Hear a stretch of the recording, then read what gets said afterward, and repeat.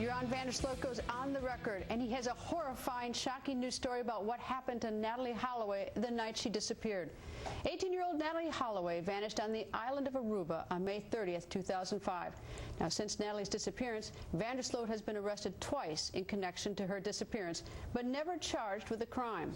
Van Sloot went on the record with us in 2006, claiming he had left Natalie alone on a beach. Then, in February of '08, van Sloot was shown on hidden tape saying that Natalie had collapsed on the beach and that he had disposed of her body. Well, now his story changes again. Joran contacted us, claiming he wanted to tell us the truth about what happened that night. He produced as evidence 3 telephone conversations saved on a digital chip. Joran claims the recordings are conversations between his father and him. If authentic, the recordings suggest that Joran told his father what happened to Natalie. On a weekend, we slipped away and we went halfway around the world to interview Joran van Sloot. Now, before you watch this interview, we need to warn you, the greatest shock of all will come at the end of the hour, and you may or may not totally change your mind about this interview. Now, Joran van Sloot goes on the record. All right, Joran, here's what I need. We've licensed this chip from you, and with some conversations. And when we took that chip and gave it to an expert, the expert was a little bit confused, so I need to get the facts and circumstances around it so we can corroborate it, so we can go out and investigate and do what you ultimately want. And maybe I should ask you, what do you ultimately want out of this? I guess for it just all to be over, for just, yeah, that's it, just for me to be able to get on with everything and feel okay. That's what I ultimately want out of it. And I know if you guys look into this that you're going to find out, I think, definitely with everything I gave, if you really go and look into it, you're going to stumble across something that will get you more answers. I'm sure about it. I know it. All right, now the chip, are there 3 separate conversations on this chip? Yeah, 3 separate conversations. When did they occur, and with whom are the conversations? They occurred about a month ago, I think. Maybe longer, 2 months ago, longer. And yeah, about the person that the conversation's with, I don't actually really want to talk about. But yeah, that's just, I was just giving that to you for, you know, to collaborate, as that you could actually see and have something to show to go look into this. That was my... Well, from what I understand from our first conversation, and you know, I've got to make sure I really tie this down, because in order for my network to continue to, you know, to continue to let us investigate this story, I've got to have it really straight and nailed down.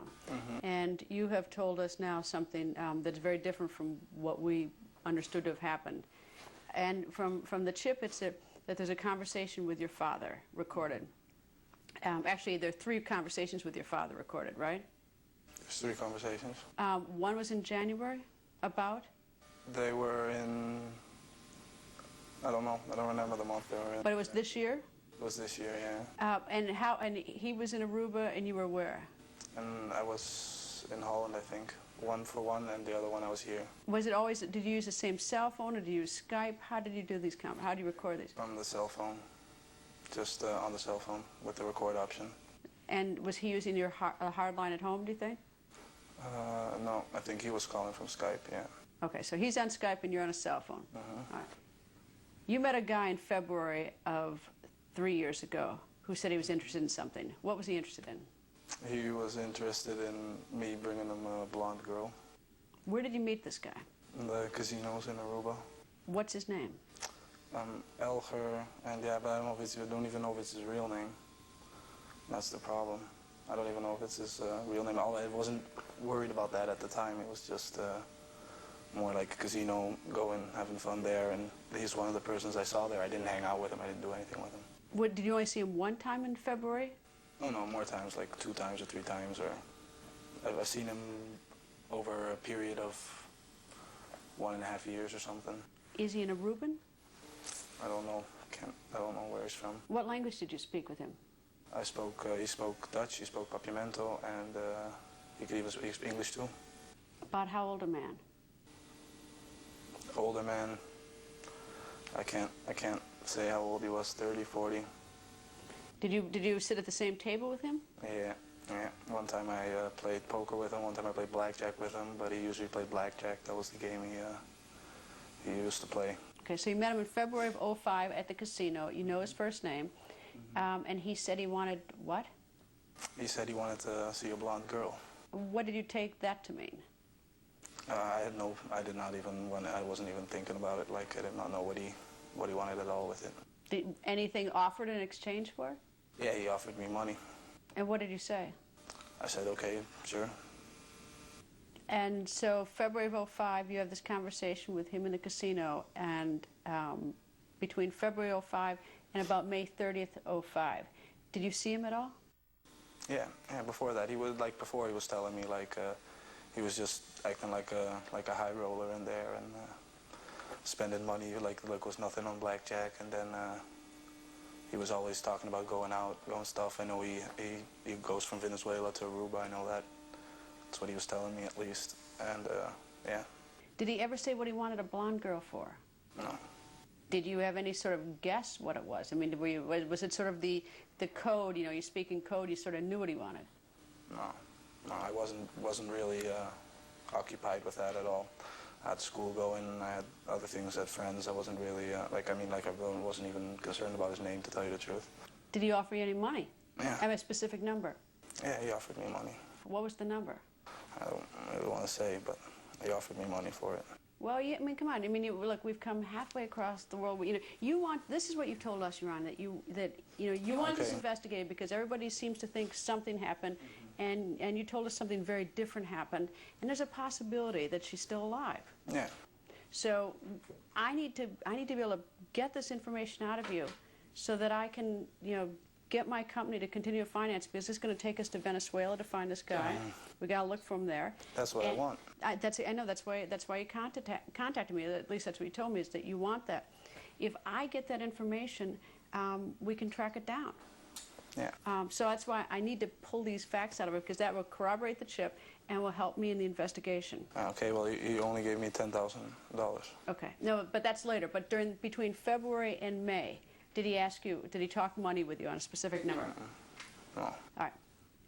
Natalie, what day of the week did you meet Natalie? It was the 30th, but what day? Was that a Sunday night? Yeah, okay. Yeah, Sunday night. In the days prior to that Sunday night, did you have any conversation with this man? A week before, I think. Yeah, a little before. A couple of days before. 5 days before. At a casino? Mm-hmm. Did you have his phone number? Did not have his phone number. It's only at the casino where I saw him. That's the only place I ever saw him. All right. So what happened the day you met Natalie? Well, the day I met Natalie, I remembered what he said. And as I was leaving the casino to leave, I went by the Radisson Casino and he was there. And I spoke with him. And he's like, yeah, so then he's asked me for, like, okay, all I want is to if you bring me a blonde girl, let me know, give me a call on this number right here. Gave me a phone number, and then he said to meet him at the beach by the Marriott if I ever got a girl, and that he would give me $10,000. That was on the day that you met Natalie? That was on the day or the day before. The day before you met Natalie? Yeah, or 2 days before. So the day you met Natalie, you met her at the Excelsior in the Holiday Inn in the afternoon. Or actually, you met her with a group of people. Mm-hmm. And about what time did you leave the Holiday Inn Excelsior on that afternoon? Don't remember exactly. In the afternoon sometime. When you left in the afternoon, had you made plans to meet with Natalie and her friends at Carlos and Charlie's? Yeah, she had asked me to go out and meet her and her friends there. Was it your intention at that time to contact the man who wanted to buy a white woman? No, but I had it in the back of my mind, yeah. Right. So you left the Holiday Inn, and then where did you go? Then first I went to the Radisson. And talked to him? Yeah, and I played a little poker there. And then I went to, then I called a friend of mine who didn't pick up his phone. And then I called other friends of mine, asked them if they wanted to go out, and yeah. And the other friends were? Were Deepak and Satish. All right, so you went from the Radisson to home first? Mm-hmm. How did you get home? What do you mean home? You went from the Holiday Inn at the Excelsior to the Radisson. Mm-hmm. Then you went home, which is where Deepak picked you up. Then I called my dad and he picked me up at the McDonald's. But that was from the Holiday Inn, or from the Radisson? Yeah, I went from Holiday and I was only there like 20 minutes. So about what time would that be? Was at the evening. You go home, and what do you do when you get home? Took a shower, went on the internet, and I wasn't even sure if I still wanted to go out or not because I actually had school the next day. And then then Deepa called me like, okay, we're gonna come with you. We're ready, on my way now, because I knew College Choice closed at 12 o'clock too that night. So it was like 11 o'clock when we went. And yeah, and the rest of the story is just like we told it, except for the end of it.